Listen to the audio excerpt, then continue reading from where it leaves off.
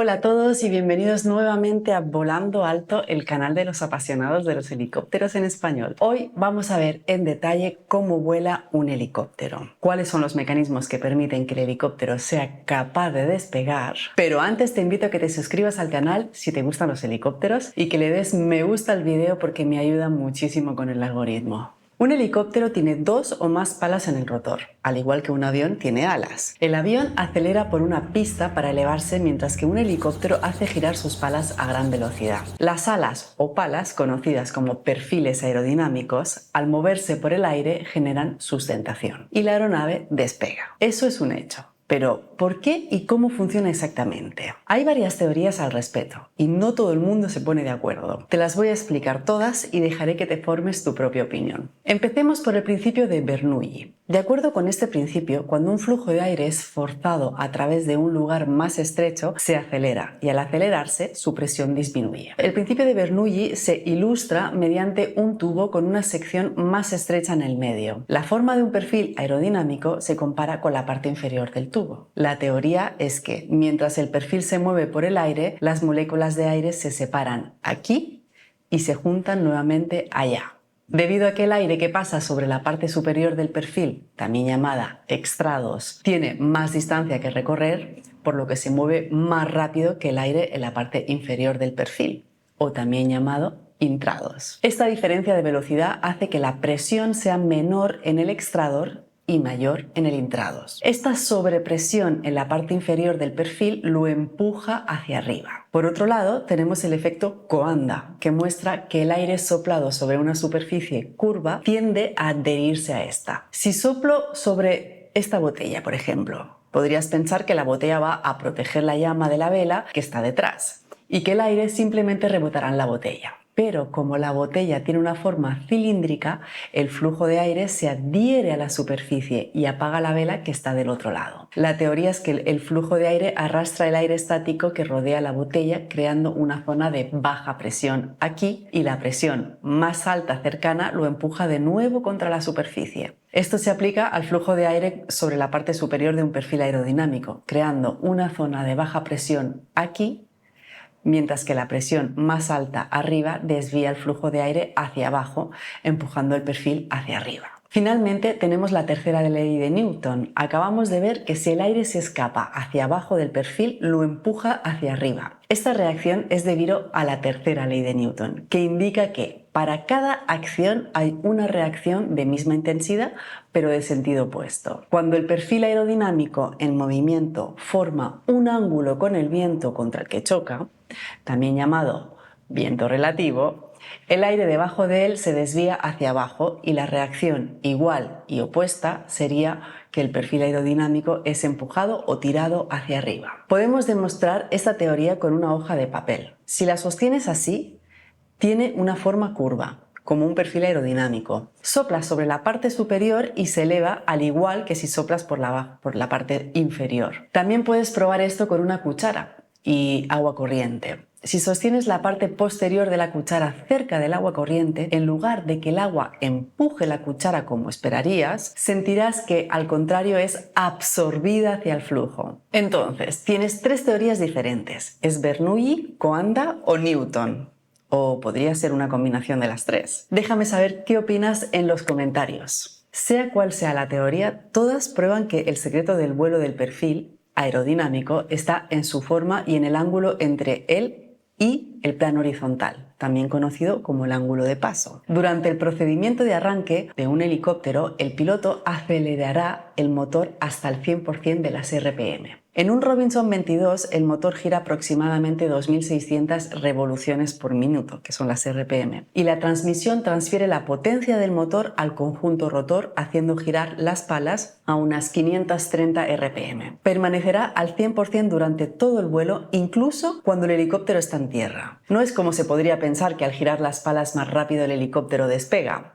Cuando está en tierra, las palas del rotor están en posición horizontal. La forma de la pala es simétrica, por lo que el aire tiene la misma distancia que recorrer, ya sea por encima o por debajo. Las palas se deslizan a través del aire sin mucha perturbación ni resistencia o arrastre. Para despegar, el piloto tira del control colectivo para ajustar el ángulo de paso de cada pala del rotor por igual, y según Bernoulli, Coanda o Newton, se crea sustentación. Para ilustrar esto mejor, piensa en cuando sacas la mano por la ventana de un coche en movimiento y la mantienes horizontal. Hay muy poca o ninguna sustentación. Solo tienes que inclinar la mano un poco para que sea empujada hacia arriba. Lo mismo ocurre con las palas del rotor de un helicóptero. Si aumentas el ángulo de paso de las palas, se genera sustentación. Si esta es mayor que el peso del helicóptero, este sube. Si reduces el ángulo de paso de las palas hasta que la fuerza de sustentación sea menor que el peso del helicóptero, este desciende. Ahora ya sabemos cómo hacer que el helicóptero se eleve. Pero si volvemos a la tercera ley de Newton, cuando las palas giran en un sentido, el fuselaje del helicóptero, que está unido al rotor, tenderá a girar en la dirección opuesta. Puedes experimentar este fenómeno si,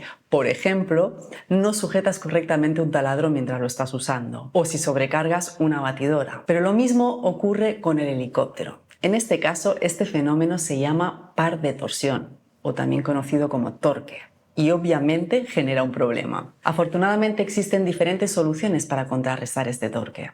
Algunos helicópteros tienen un segundo rotor que gira en la dirección opuesta. Dos rotores opuestos con la misma fuerza contrarrestan el par de torsión del otro. El sistema de rotores en tándem tiene dos rotores montados uno detrás del otro, como el Chinook, por ejemplo. El sistema coaxial tiene un rotor montado encima del otro, como en el Kamov. Y el sistema de rotores entrelazados tiene dos rotores que se cruzan entre sí, como por ejemplo el K-Max. Estos helicópteros no necesitan un rotor de cola adicional para contrarrestar el par de torsión. En los helicópteros que tienen solo un rotor principal se necesita un sistema antitorque por separado. El sistema más común es un rotor de cola vertical más pequeño. Este rotor de cola es impulsado por la caja de cambio principal, que transfiere la parte de la potencia del motor a la caja de cambio del rotor de cola, haciéndolo girar a una velocidad constante, pero más alta que la del rotor principal. Por ejemplo, el rotor de cola del Robinson 22 gira a unas 3.396 RPM.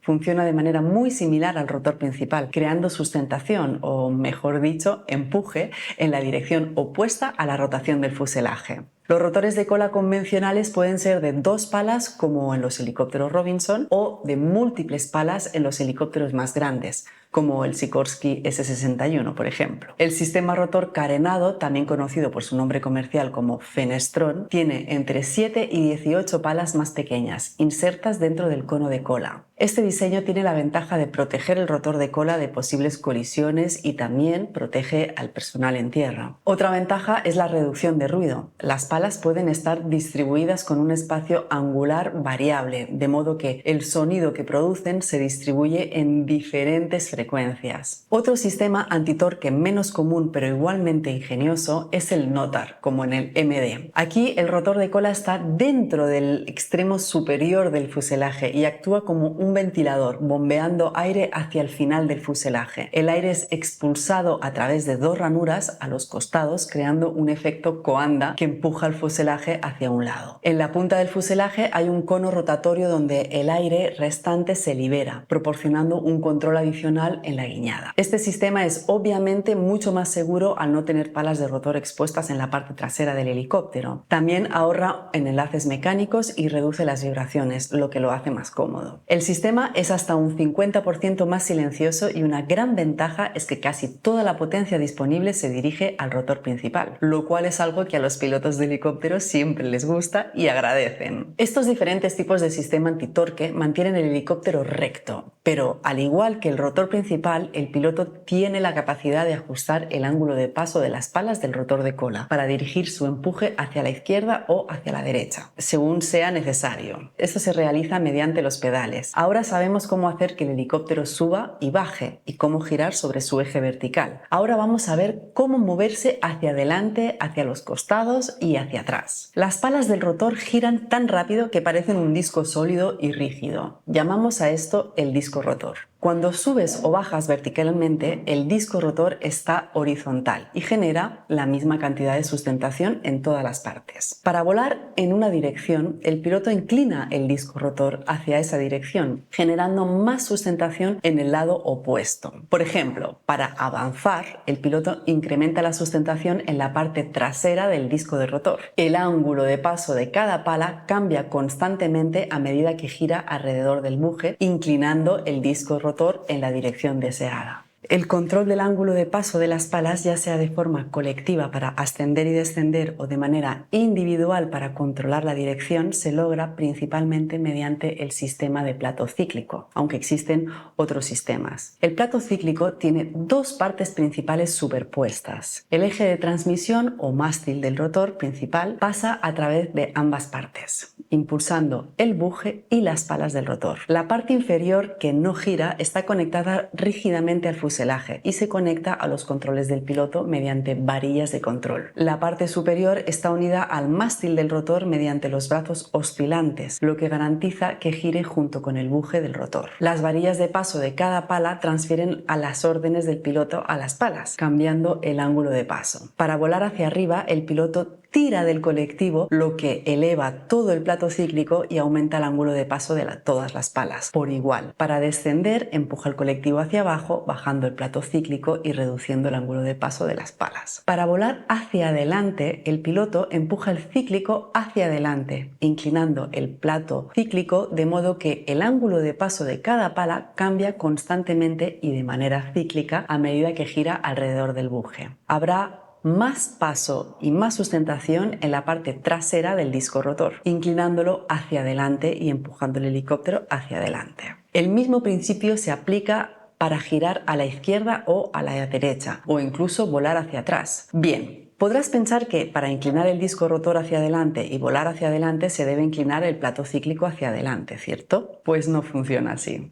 En un Robinson, con el rotor girando en sentido antihorario, tendrías que inclinarlo a la derecha. Y en un helicóptero Kamov, con el rotor girando en el sentido horario, tendrías que inclinarlo a la izquierda. Esto te va a parecer un sinsentido, lo sé, pero vas a entender perfectamente cuando conozcas la precesión giroscópica. Un giróscopo es un objeto que gira como una rueda, un trompo o el disco rotor, por ejemplo. Tiene dos propiedades principales. La primera es su rigidez en el espacio o inercia rotacional. Un objeto giratorio tiende a mantener el eje sobre el cual está girando. Aquí puedes ver una rueda girando colgando de una cuerda y se mantiene erguida debido a su momento angular. Para entender la dirección de este momento angular, utilizamos la regla de la mano derecha. Si colocas la mano de forma que tus dedos apunten en la dirección de la rotación, tu pulgar señalará la dirección del momento angular. La segunda propiedad del giróscopo es la precesión. Si una fuerza actúa sobre un eje en rotación de un objeto giratorio, su respuesta no ocurre inmediatamente en la dirección en la que se aplica la fuerza, sino que lo hace 90 grados después de esa dirección en el sentido de la rotación. Esto se debe a que el giro tiene un comportamiento distinto cuando recibe fuerzas laterales. En el caso del rotor del Robinson 22, este gira en sentido antihorario, lo que significa que la dirección del momento angular es hacia arriba. Si inclinamos el plato cíclico hacia adelante, estamos aplicando una fuerza en esa dirección. Sin embargo, debido a la precesión giroscópica, la respuesta no será un movimiento hacia adelante, sino que hacia la izquierda.